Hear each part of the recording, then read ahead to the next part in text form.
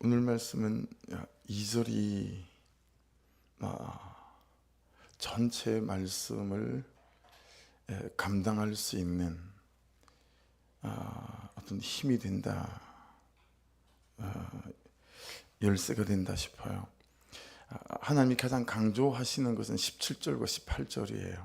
그게 핵심 구절이긴 한데, 이 말씀들을 어떻게 내 삶으로 적용하며 내가 말씀대로 살아갈 수 있을지에 대한 힘은 2절에서 나온다라고 보였습니다. 오늘 말씀은 제목을 단다면 질서인 것 같죠. 질서에 대하여 말씀합니다. 6월 월삭이니까 이 한 달을 어떻게 하나님 안에서 승리하고 풍성한 그런 한 달이 되어질 수 있을까라고 만일에 제목을 붙여본다면, 그런 질문을 붙여본다면, 이 하나님 말씀하신 질서대로 살게 되어지게 되면 그는 승리가 있게 된다라고 우리가 말씀을 풀어 적용할 수 있을 것 같아요.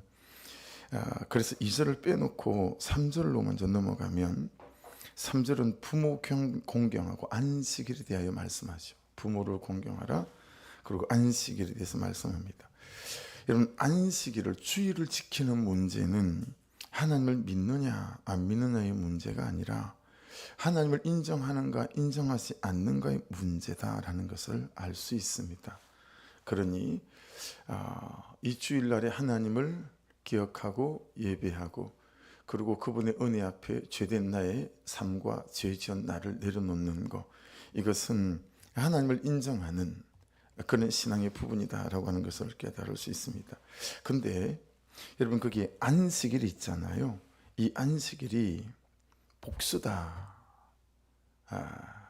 라고 하는 학자들이 있어요. 그리고 복수라면 이게 5제사를 넘어서서, 제사만 하더라도 여러분 이렇게 5가지가 되잖아요. 근데 레위기에서 5제사만큼 중요한 게 뭐죠? 7개의 절기입니다. 그래서 7개의 절기는 연중 적절한 장소와 시간에 배치되어져 있습니다. 자, 5제사의 의미는 여러분 우리가 이렇게 알고 계시죠? 죄인된 인간이 하나님 앞으로 나아가야 이제 이게 인생이 되고 삶이 되어지는데, 이 죄된 인간이 어떻게 하나님 앞에 거룩한 앞에 나아갈 수 있는가, 이게 5개의 제사라고 한다면 7개의 절기는 그렇게 죄된 인간이 거룩한 하나님 앞에 나아간 다음에 어떻게 하나님 그분과 함께 동행하고 동거하며 그분과 함께 살아갈 수 있는가, 우리의 삶 가운데서 말이죠. 그러니 제사는 여러분 성전에서 드리는 것들이잖아요. 그렇지만 7개의 절기는 여러분 그것을 지키는 것은 이제 삶의 부분에서 어떻게 하나님을 영화롭게 할 거냐라고 하는 중심이 대단히 많이 들어있다라고 할 수 있습니다. 그러니 5개의 제사는 있는데 7개의 절기는 넘는 이 시대의 그리스도인들도 너무 많고, 그게 사실은 저이기도 하고 또 여러분들일 수도 있지요. 그러니까 예배는 있는데 삶이 없다면 이렇게 말해 볼 수 있는 거예요. 그러니 너희는 예배도 있어야 하고 삶도 있어야 한다. 예배와 삶이 다르면 안 된다, 이런 말씀이겠죠. 해서 여러분 3절은 부모를 경외하는 것과 나의 안식일을 지키라가 어떻게 해요? 같은 절에 놓여 있죠. 심지어 그것도 부모를 경외하라가 앞에 있어요. 그렇죠? 그러니까 여러분, 예배 신앙 또 주일 신앙은 생활 신앙을 위한 정말 시작이다라고 하는 것을 알 수 있습니다. 주일 한 날만 하나님의 날이 아니고 우리의 온 삶이 하나님의 날이기에 온 삶에서 하나님 그분을 영화롭게 하기 위해서, 그분의 질서를 따라 살기 위해서 우리가 그만한 은혜가 없으니 주일날 하나님 그분 앞에서 그분으로 말미암아 은혜를 공급받고 그분의 뜻 가운데 세워지는 것, 그래서 삶 속에서 하나님을 영화롭게 하는 거죠. 그래서 부모를 경외하는 것, 이것 또한 하나님께서 우리에게 허락하신 이 질서다라고 하는 거예요. 그래서 여러분 부모를 공경하는 자들이 이 땅에서도 복을 받는다라고 말씀하시고 장수한다라고 말씀하지 않습니까? 4절은 보시면 우상숭배 금령에 대한 것입니다. 헛된 것들에게로 향하지 말고 너희들을 위해 신상을 부어 만들지 말아라. 여러분 출애굽기 19장에서 모세스 스님이 시내산에 올라가서 말씀을 받아올 때 모세스 스님조차 어떻게 해요? 하나님의 형상을 보지 못했어요. 음성을 들었을 뿐이죠. 그래서 절대로 신상을 부어서 어떤 것들을 하는 것들에 대해서 하나님이 금지하신다라고 하는 이 우상 숭배에 대해서 잘 유념함이 있어야 되겠죠. 그러니 다시 이 새벽에 또한 가장 큰 우상 숭배는 자기 사랑, 자기의 자기 주장 뭐 이런 것일 수 있으니 나를 좀 살펴야 되겠죠. 5절부터 8절까지는 화목제물을 먹는 기간이에요. 근데 여러분 5절 안 보시겠어요? 너희는 화목제물을 여호와께 드릴 때에 기쁘게 받으시도록 드리고, 밑줄을 좀 그어보십시오. 기쁘게 받으시도록 드리고, 셋째 날까지 남기면 안 된다고 또 질서를 말씀하시죠. 근데 7절을 보세요. 셋째 날에 조금이라도 먹으면 가증한 것이 되어, 밑줄입니다, 기쁘게 받으심이 되지 못하고, 그렇게 말씀합니다. 그러니까 반드시 고기가 먹고 싶을 때 어떡하죠? 화목 제사를 드리고 하나님께 먼저 드리고 난 연후에, 하나님의 것을 먼저 구별하고 난 연후에 그 다음에 이제 나의 것을 먹는 것인데, 여러분 어떻습니까? 좋은 것을 먹을 때 회사에서 회식한다고 가는데 너무 맛있는 거예요. 아내가 생각나십니까? 야, 내가 다음에 기회를 봐서 아내를 데리고 또 자녀들을 데리고 이게 꼭 와야 되겠다. 그런 생각 드십니까? 그냥 저는 장모님이 좋아서 그런지, 전 맛있는 거 먹으면 야, 이 다음에 꼭 장모님을 좀 모시고 와야 되겠다. 그런 생각을 자주 하는 것 같아요. 여러분 어떠세요? 무슨 얘기냐면, 여러분 이게 사랑의 관계다라고 하는 거죠. 두 번이나 이게 기쁘게 받으시도록 이게 반복되어져 있지 않습니까?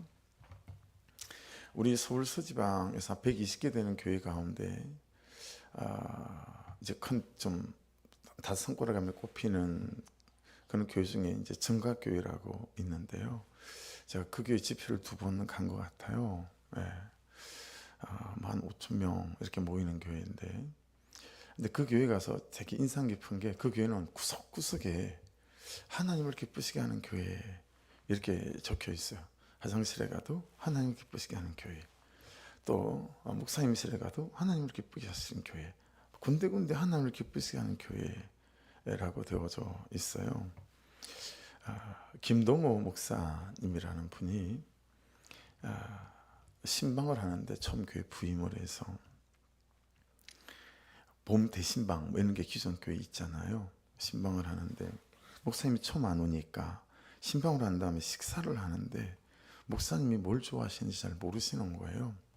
그러니까 제일 처음에 신방을 받는 첫 집사님 집이 뭘 준비해야 되는지를 모르니까 이 반찬도 좀 하고 집에서 저 반찬도 좀 하고, 옛날에는 다 집에서 했잖아요, 음식 준비를. 그렇게 해서 점심상을 딱 차렸어요. 신방이 끝났겠다 싶으니까 그 다음 박 집사님 집에서 전화가 온 거예요. 김 집사님한테. 집사님, 목사님을 뭘 좋아하시던가요? 이렇게 묻더라는 거죠. 그래서 그 집사님이 본대로 이거 좋아하고 저 좋아하고, 이렇게 목사님이 젓가락이 꼭 거기만 가더라. 내가 8가지를 했는데 그 3가지를 잘 잡수시고 다른 거는 그냥 한 번씩 드시면 보시는 것 같더라. 그러니까 여러분 그 다음날 신방하는 집에 갔더니 그 3가지만 있더래요. 소문이 나서. 그 봄신방 여러분 수십 집을 다니는데 이 3가지 반찬만 몇 달을 먹었대요, 점심을. 그래서 왜 이 교회는 자꾸 이 반찬만 해내나 싶었다가 알게 된 거예요. 김동 목사님이 젓가락 가는 이 음식을 물어 사람들이 그것만 준비하더라는 거죠. 그때 목사님이 번뜩 목회의 원리와 진리를 깨달아 하셨대요. 내가 하나님 젓가락 가는 목회를 해야 되겠구나. 내가 좋아 보이는 목회 말고 하나님이 좋아하시는 젓가락에 가는 그 목회하면 하나님이 내 목회 잘 되게 하시겠다. 그리고 그 뒤부터 김동욱 목사님이 하나님이 뭘 기뻐하시나, 하나님은 뭘 기뻐하시나, 사람을 기쁘게 하지 않고. 그래서 바울 사도도 뭐라고 말씀하십니까? 갈라디아서 1장 10절에서 내가 사람을 기쁘게 했다면 하나님의 종이 아니다, 그렇게 말씀하지 않습니까? 그러니 여러분, 유월을 시작하며 잘 한번 돌아보십시다. 나는 사람을 기쁘게 하고 남편을 기쁘게 하는 삶을 사나, 아니면 하나님을 기쁘게 하는 삶을 사나. 요즘 시대의 아내와 엄마는 다 자식을 기쁘게 하는 삶을 사는 것 같아요. 남편을 기쁘게 하고 남편들은 아내를 기쁘게 하는 삶을 또한 살지 않는 것 같아요. 그러니 가정이 맨날 삐그덕 하는 것 같아요.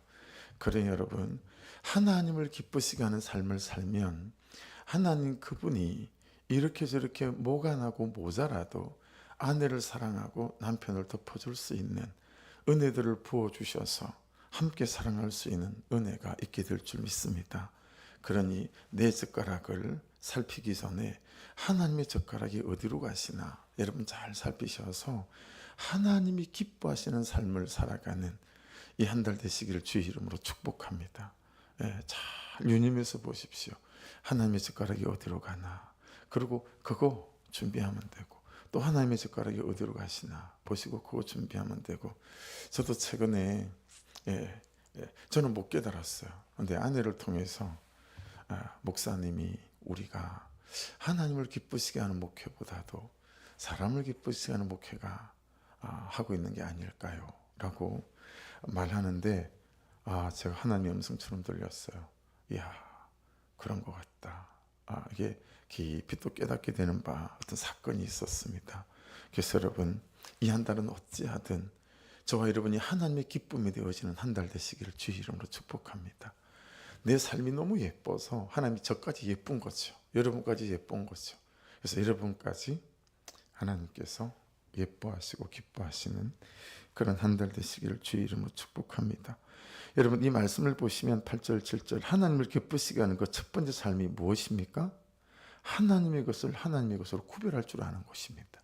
시간이든 장소이든 재정이든 몸이든 하나님의 것을 하나님 것으로 구별하는 것이 하나님을 기쁘시게 하는 첫 번째 삶입니다.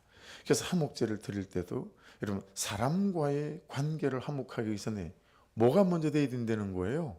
하나님과의 나와의 관계가 먼저 회복되지 않으면, 화목되지 않으면 사람과의 관계가 회복될 수 있으면은 용서라는 에너지, 용납이라는 에너지가 절대로 부어지지 않는다라고 하는 것이니, 이 원리를 잘 기억하셔서 비록 그가 나를 힘들게 하고 곤고하게 하고 참 용납하지 못할 어떤 것들로 한다 할지라도 여러분, 하나님 앞에 서면 뭐가 되죠? 그는 나보다 옳도다가 되죠. 뭐가 되죠?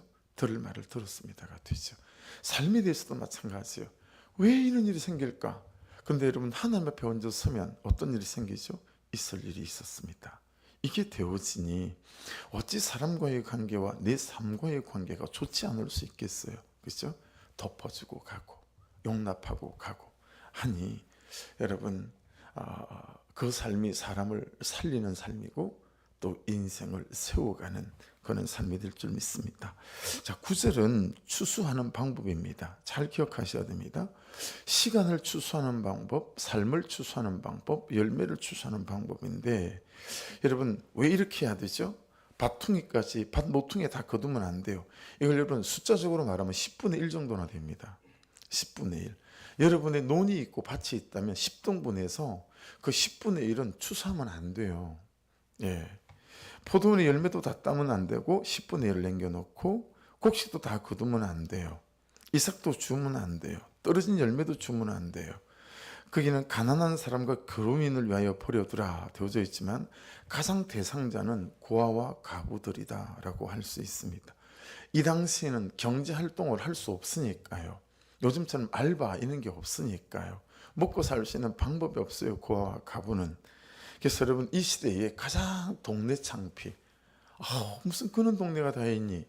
라고 하는 동네 창피는 뭐냐면 그 동네에 사는, 그 마을에 사는 가부가 배를 굶거나 고아가 배를 굶는 거. 입을 옷이 없는 거, 살 집이 없는 거. 이것은 동네 창피였어요. 예, 요즘 같으면 9시 뉴스데스크에 나올 만한 일. 그게 뭐냐면 그 마을에는 고아가 굶는 데더라. 그 마을에 있는 가부가 굶는 데더라. 뭐 이런 거라고 해요. 그만치 어떻게 하는 거예요? 공동체에서 책임지는 거예요. 여러분, 우리는 예배 공동체를 넘어서서 삶의 공동체로 나아가는 은혜가 있게 돼야 될 줄로 믿습니다. 우리 한국교회가 예배 공동체로 머물러 있어요. 그러니 죄를 나누지도 못해요. 다 쉬쉬하고 살아요. 아니, 우리가 얼마나 다 못된 인간이고, 여러분, 우리가 얼마나 죄된 인간입니까? 그죠? 이런 것들이 나누어지면서 그 집에는 어떤 애통함이 있는지, 어떤 문제가 있는지 같이 울고 기도하고 중보해가며, 여러분, 그렇게 같이 세워져 가야 되는데 이게 그렇지가 않은 거예요. 예. 그냥 나밖에 모르는, 그냥 내가 은혜 받고 가면 그만이 예배 공동체인 거예요. 저와 여러분이 공동체 식구들의 필요들이 무엇에 있는지도 살펴가는 그만한 은혜도 있고 그만한 흘려보낼 것들도 여러분의 심령에 있을 수 있기를 주의 이름으로 축복합니다. 그래서 여러분, 이스라엘 백성들은 따져보면 12조를 드리는 거예요. 내 전체 수입의 11조를 드리고요, 내 소산물의 11조를 밭을 남겨놓으니 가난한 자와 구제를 위한 것 11조, 그리고 하나님께 드리는 것 11조, 12조가 기본적 그들의 삶이었다라고 하는 거죠. 그리고 여러분, 이런 삶을 교회의 삶을 살아가는 또 성도들과 교회들도, 교회적으로 그런 교회들도 많이 있어요. 그래서 여러분, 하나님께서 원리를 말씀하신 것이니 원리를 따라 살 때 이 원리를 따라 사는 사람들의 삶을 잘 챙겨주시고 더하여 주시는 은혜가 있게 될 줄 믿습니다.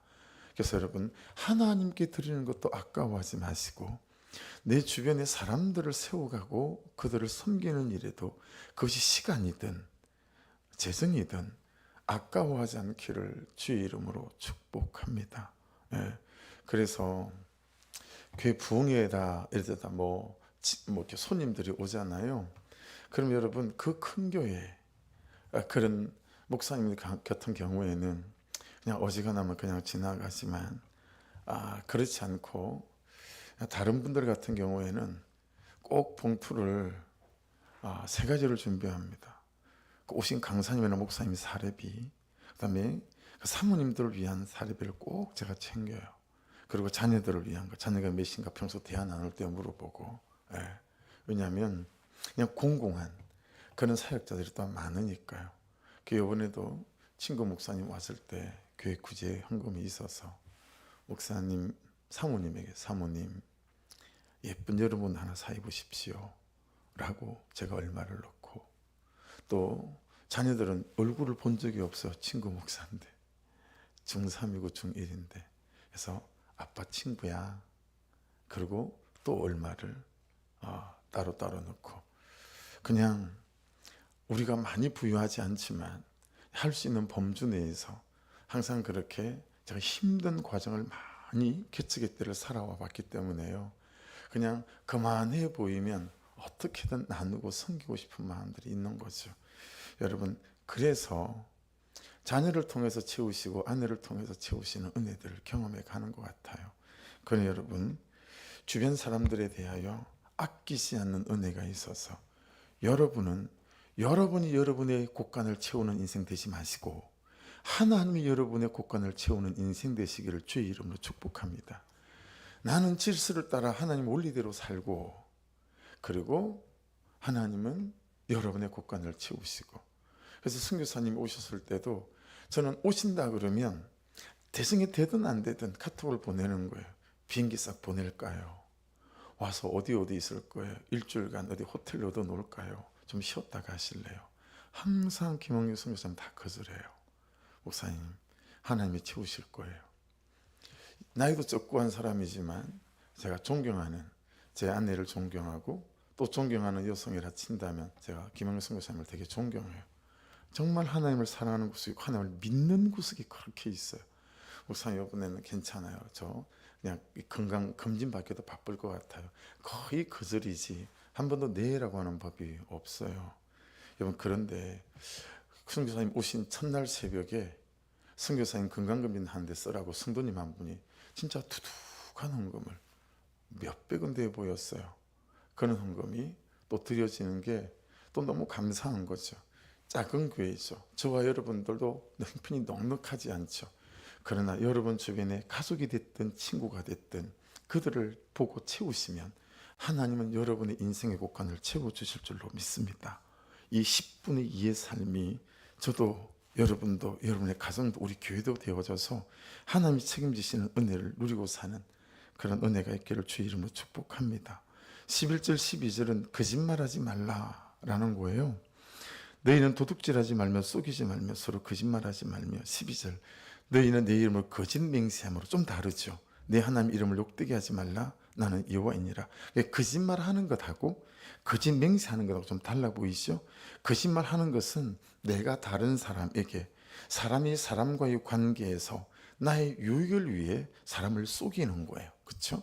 근데 거짓 맹세는 어때요? 사람이 하나님에 대하여 하는 거짓말하는 것을 말합니다. 하나님을 가벼이 여기는 것이고 대충 여기는 것이고 이게 믿음에 기반되지 않고 감정에 기반된 신앙생활을 할 때 이렇게 거짓 맹세하는 것들이 우리에게는 쉽게 따라오는 것들을 경험하게 되어집니다.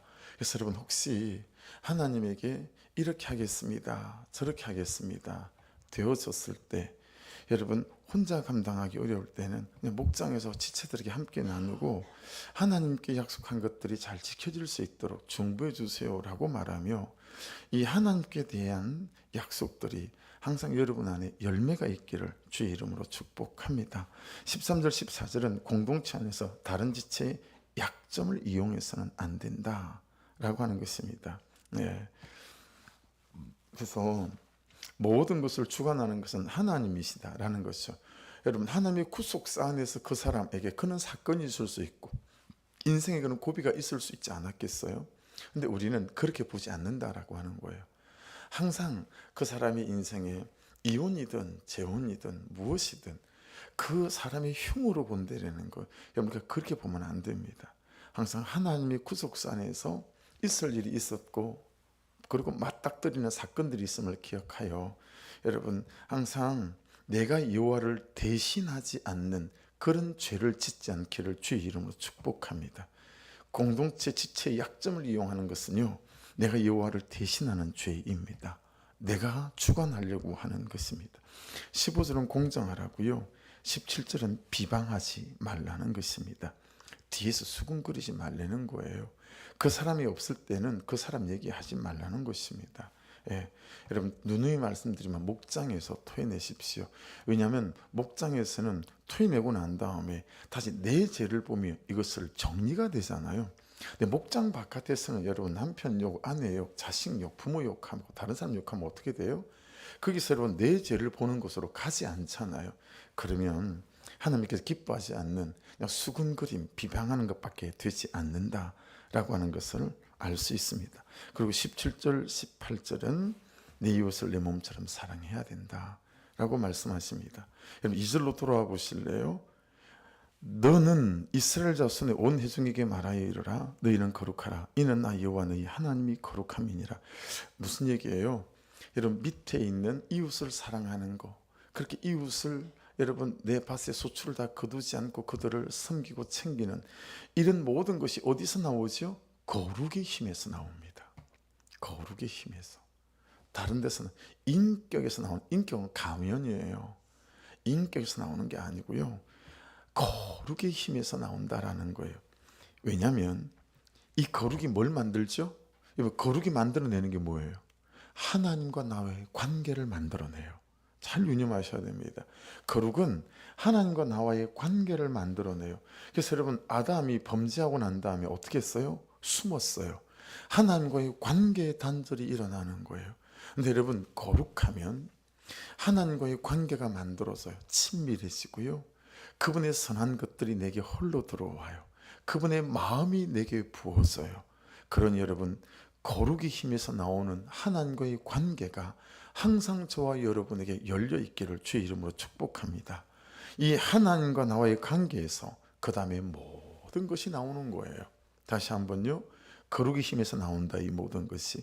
그런데 이 거룩의 관계가 하나님과 나와의 관계를 만들어내고, 그렇게 하나님과 나와의 관계가 만들어지면 거기에서 우리에게 인생에 필요한 모든 것이 나온다라고 하는 것입니다. 그래서 여러분, 거룩한 자가 힘 있는 자입니다. 예, 구별되게 사는 자가 힘 있는 자고요. 하나님의 백성에서 어떤 은사보다 세상을 이기고 죄를 이기고 사단을 이기고 나 자신을 이기고 하나님을 영화롭게 하는 은사는 거룩함입니다. 여기에서 그분과의 관계가 만들어지고, 그분과의 관계만 만들어지면 여러분이 써야 할 거, 있어야 할 거, 용기이든 담대함이든 진실함이든 정직함이든 이게 모든 것이 하나님으로부터 내 안에 흘러나온다는 사실을 유념하셔서 여러분, 거룩이 됨으로 그분과의 관계가 되어짐으로 말미암아 여러분의 삶에 오늘 부모로부터 또 이웃으로까지 모든 사람들을 사랑하는 것까지, 이 선한 것들이 여러분에게 흘러나와서 이 삶이 사라지고 되어지고, 여러분의 삶이 하나님의 기쁨이 되고 여러분 존재 자체가 하나님의 기쁨이 되어지는 놀라운 한 달 되시기를 주의 이름으로 축복합니다. 기도하겠습니다. 말씀 붙잡고. 하나님, 정말 하나님과의 깊은 관계 가운데서 거룩한 백성으로 세워지고, 내 인생에 필요한 모든 것이 하나님으로부터 내게 또 공급되어지는 은혜가 있어서 사랑하는 일에도 섬기는 일에도 하나님 나를 내어주는 일에도 부족함과 연약함이 없는 우리 모두의 2월 한 달이 승리하는 달이 되게 도와주옵소서. 기도하시고, 계속 조세라 집사님 한 5개월 정도 전에 이게 연세 세브란스에서 진료를, 그리고 간단한 수술도 했는데 사실은 산부인과에서 정확한 원인을 찾지 못해서 내분비계로 넘겼고요. 내분비계에서도 정확하게 진단이 안 됐어요. 그러니까 이게 뭐 때문에 그런지 잘 가늠이 안 됐는데 어쨌든 이렇게 나았었는데 이게 다시 좀 약간 재발해서, 그래서 약간 좀 쉽지 않은 것 같아요. 여기 미소리에서 대학병원으로 가면 좋겠다. 근데 거기서 처방을 받고 현저하게 많이 좀, 어제 또 저녁에 전화를 드렸더니 많이 나아진 것 같다고 계속 기도해 주시고 중보해 주시고 찬양에 온전히 완쾌하도록, 그리고 송병건 장로님 장래에 끝까지 그 가족들이, 종희 장로님의 가족들이 예수 안 믿는 분들이 많으세요. 그래서 오늘 오전이든 오늘 저녁 7시든 복음 제시를 하려고 하거든요. 그때 또 하나님 간섭해 주십시오. 기도해 주시고, 오늘 그래서 9시 출발합니다. 아침. 그래서 10시에 입관 예배하고요. 저녁에는 7시 출발해서 8시에 발인 예배를 드리려고 합니다. 중보해 주십시오. 우리 선교사님들 또 중보해 주시고 두 교회를 위해서도 중보 부탁합니다. 주여 한번 부르고 기도하십시다. 주여.